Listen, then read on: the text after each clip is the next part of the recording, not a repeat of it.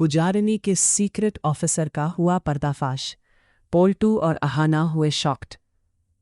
जी हाँ दोस्तों, बड़े घर की छोटी बहू के आने वाले एपिसोड में पुजारिनी, जिसे अहाना और बाकी लोग देश का दुश्मन समझ रहे थे, वो अपने ही देश की खुफिया ऑफिसर है जो अपने देश को बचाने का काम कर रही है। कहानी अब एक ऐसे मोड़ पर आ चुकी है जिसने दर्शकों की सांसें थाम दी हैं। कहानी की शुरुआत उस खौफनाक रात से होती है जब पूरा परिवार गहरी नींद में सोया था, लेकिन पोल्टू के कमरे में सन्नाटा एक तूफान की आहट दे रहा था। पोल्टू की नई पत्नी पुजारिनी का व्यवहार पिछले कुछ दिनों से बेहद संदिग्ध था। वो आधी रात को चुपके से घर से बाहर जाती थी और हमेशा एक काले रंग के बैग को अपने सीने से लगाकर रखती थी। पोल्टू को शक था कि पुजारिनी किसी आतंकी संगठन से जुड़ी हुई है या शायद वो हमारे देश की दुश्मन है। उस रात जब पोल्टू ने हिम्मत जुटाकर पुजारिनी का बैग छीनने की कोशिश की, तो पुजारिनी का जो रूप सामने आया उसने पोल्टू की रूह कपा दी। पुजारिनी ने पलक झपकते ही बैग से एक आधुनिक पिस्तौल निकाली और सीधे पोल्टू के माथे पर सटा दी। उसकी आंखों में कोई दया नहीं थी, सिर्फ एक बर्फीली ठंडक थी। पुजारिनी ने सख्त लहजे में कहा कि अगर आज के बाद तुमने इस बैग को हाथ लगाया या मेरे बारे में छानबीन करने की कोशिश की तो तुम्हारे सीने को गोलियों से छलनी कर दूंगी। अंधेरे कोने में छिपी अहाना यह सब देख रही थी। उसे यकीन हो गया था कि पुजारिनी कोई साधारण लड़की नहीं, बल्कि एक खतरनाक अपराधी है जो किसी बड़े मकसद से इस घर में आई है। अहाना ने तुरंत यह बात अर्जुन को बताई। अगले दिन घर में भारी तनाव था। अहाना और पोल्टू ने मिलकर पुलिस को बुलाने का फैसला किया। उन्हें लगा कि आज पुजारिनी का खेल खत्म हो जाएगा।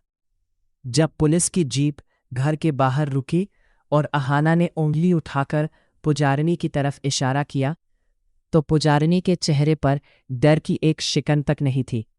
वो अपनी जगह पर अटक खड़ी थी, जैसे उसे पता हो कि आगे क्या होने वाला है। पुलिस ऑफिसर ने जैसे ही पुजारिनी को अरेस्ट करने के लिए हाथ बढ़ाया, पुजारिनी ने अपना वॉलेट निकाला और एक ऐसा पहचान पत्र दिखाया जिसे देखकर वहां मौजूद हर इंसान के पैरों तले जमीन खिसक गई। वो पहचान पत्र किसी आम नागरिक का नहीं था। उस पर सुनहरे अक्षरों में लिखा था, Nandini Roy, special field agent, ROR, research and analysis wing. जैसे ही यह सच्चाई सामने आई, कमरे का पूरा माहौल बदल गया। जो पुलिस ऑफिसर उसे हथकड़ी लगाने आए थे, वे तुरंत सावधान की मुद्रा में खड़े हो गए और गर्व के साथ उसे सैल्यूट किया। अहाना और पोल्टू पत्थर की मूरत बन गए थे। जिस औरत को वे देश का गद्दार समझ रहे थे, वह असल में अपनी जान हथेली पर रखकर देश की रक्षा कर रही थी। पुजारिनी, जिसका तस्ली नाम नंदिनी था, ने बताया कि वह इस घर में एक अंतर्राष्ट्रीय ड्रग सिंडिकेट और हथियार तस्करी के नेटवर्क को बेनकाब करने के लिए अंडरकवर मिशन पर थी। उसने जानबूझकर पोल्टू पर बंदूक तानी थी ताकि उसकी पहचान गुप्त रहे और पोल्टू उसकी फाइलों तक न पहुंच सके।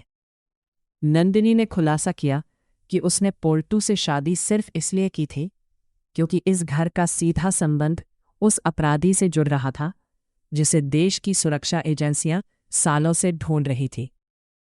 सच्चाई जानने के बाद पोल्टू को अपनी सोच पर इतनी शर्मिंदगी हुई कि वो नजरें नहीं मिला पा रहा था। उसने न केवल एक देशभक्त ऑफिसर पर शक किया था, बल्कि अपनी पहली पत्नी पारो के साथ भी बहुत अन्याय किया था। पुजारिनी यानी नंदिनी ने जाने से पहले पोल्टू को एक कड़वा सच आईने की तरह दिखाया। उसने कहा कि तुम जैसा इंसान जो अपनी वफादार पत्नी की कदर नहीं कर सका, उसे किसी के चरित्र पर सवाल उठाने का कोई हक नहीं है। नंदिनी ने पोल्टू को आदेश दिया कि अगर वो अपनी गलतियों का प्रायश्चित करना चाहता है तो उसे पारो से माफ़ी मांगनी चाहिए और उसे वो सम्मान वापस देना चाहिए जिसकी वो हकदार है। अहाना को भी अपनी गलती का एहसास हुआ कि कभी-कभी जो हमें अपनी आंखों से दिखता है वो पूरी सच्चाई नहीं होती। पर्दे के पीछे एक और दुनिया होती है जहां लोग देश के लिए अपने सुख, अपनी पहचान और अपना नाम तक कुर्बान कर देते हैं। नंदिनी का मिशन पूरा हो चुका था और अब उसे मुख्यालय वापस जाना था।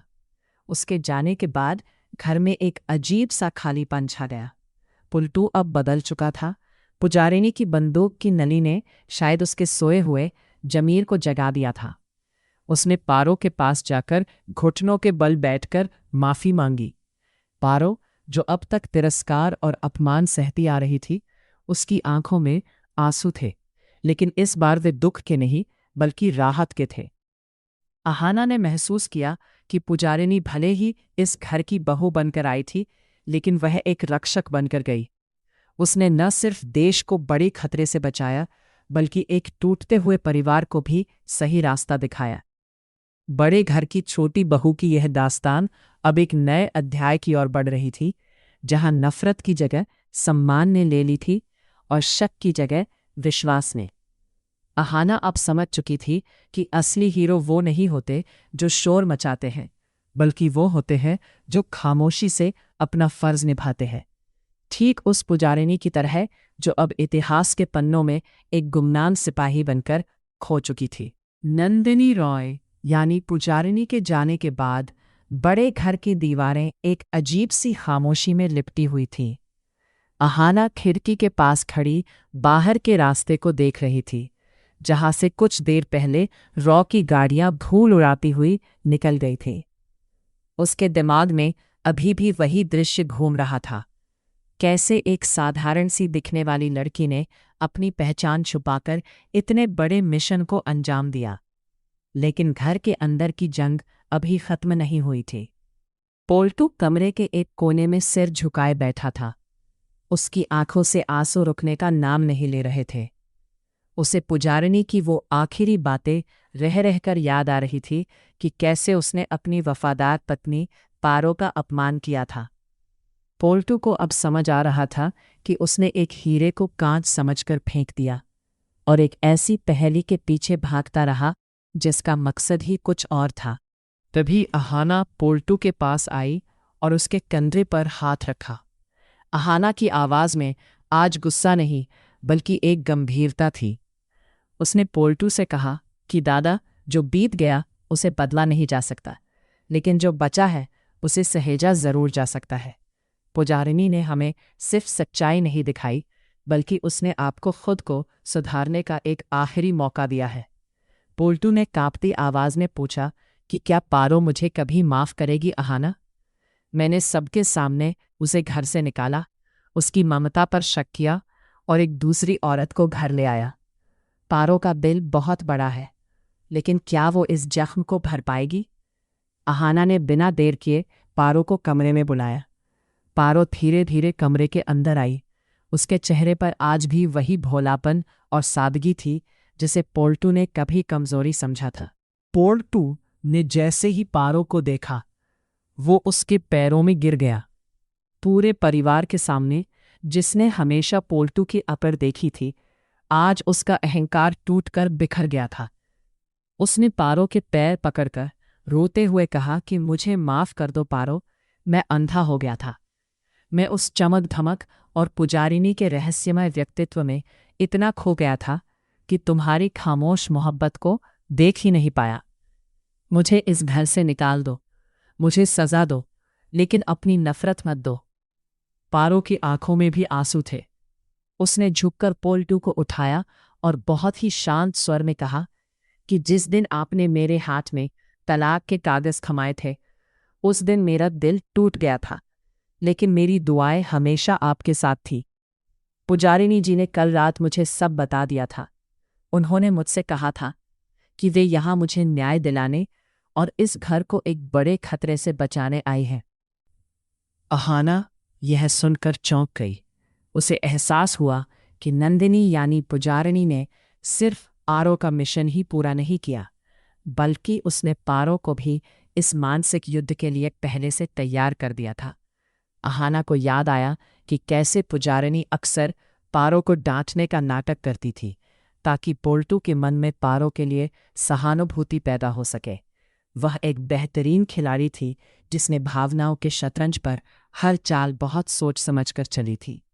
तभी घर का माहौल फिर से थोड़ा तनावपूर्ण हो गया जब अर्जुन वहां आया। अर्जुन के हाथ में कुछ कागजात थे।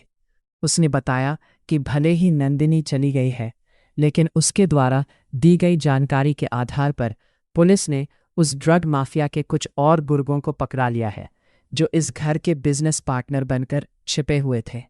पूरे परिवार को समझ आ गया कि वे एक बहुत बड़ी साजिश का हिस्सा बनते बनते बचे थे। अहाना ने अर्जुन की ओर देखा और मुस्कुराई। उसे गर्व था कि उसका परिवार अब सुरक्षित है। उस रात बड़े घर की रसोई में फिर से पारो के हाथों के खाने की महक गूंज रही थी। पोल्टू रसोई के दरवाजे पर खड़ा पारो को काम करते देख रहा था, जैसे वो अपनी खोई हुई दुनिया को वापस पाने की कोशिश कर रहा हो। अहाना ने मन ही मन सोचा कि पुजारिनी जैसी बेटियां हमारे समाज का वो कवच है जो खुद अंधेरे में रहकर दूसरों की जिंदगी में उजाला लाती है। वो भले ही इस घर की छोटी बहू बनकर आई थी, लेकिन वो पूरे देश की बेटी साबित हुई। कहानी का यह मोड़ न केवल एक मिशन का अंत था, बल्कि एक नए रिश्ते की शुरुआत भी थी, जहां अब कोई राज नहीं था, सिर्फ प्यार और सम्मान था। आज के एपिसोड में बस इतना ही। कमेंट में बताइए ये स्टोरी कैसा लगा।